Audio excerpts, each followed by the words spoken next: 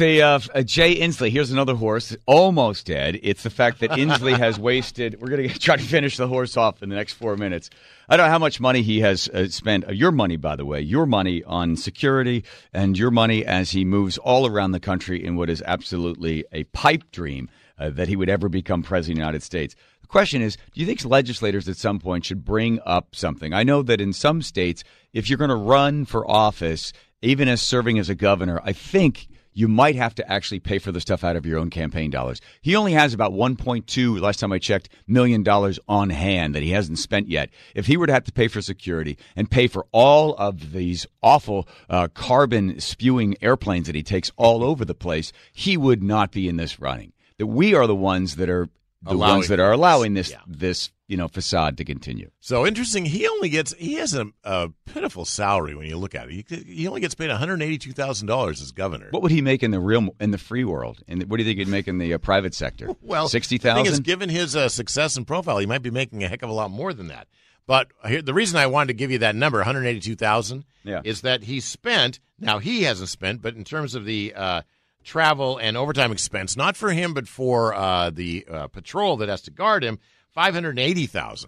Mm-hmm. So it's like 4 times what his salary is, or 3 times what his salary is, to go ahead and pay for this. I personally don't have a problem with it because it doesn't happen that often, and one could argue that if he did become president, or maybe more likely VP, if that was the case, then maybe the benefits would accrue to the state of Washington. I think it makes us look kind of small and provincial to think that, well, we need our governor home, even though every governor who runs has to deal with that kind of issue. I don't think we need him home. I don't think really the idea that when the governor isn't here, that we aren't able to go on with our life. And he agreed. That's his argument. He says, I can do all the business. I've been in power long enough. I know everyone knows the chain of command. Everyone knows the chief of staff. And he says, I've got a cell phone. I'm constantly alert that his physical presence doesn't matter. If it doesn't matter, then maybe what we ought to change is the law that forces him to have that security detail with him at all times.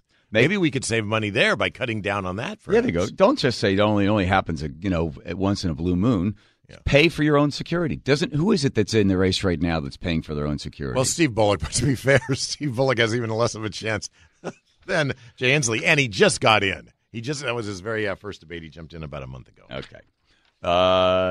Good luck, Jay. But, yeah. Well, he still is in the running. He has a chance. He needs to raise something like $135,000. He's already raised $100,000, and now he needs to work on the polls because he needs to come in and get 2% in at least 4 nationally recognized polls. Tom, is he pulling 1%?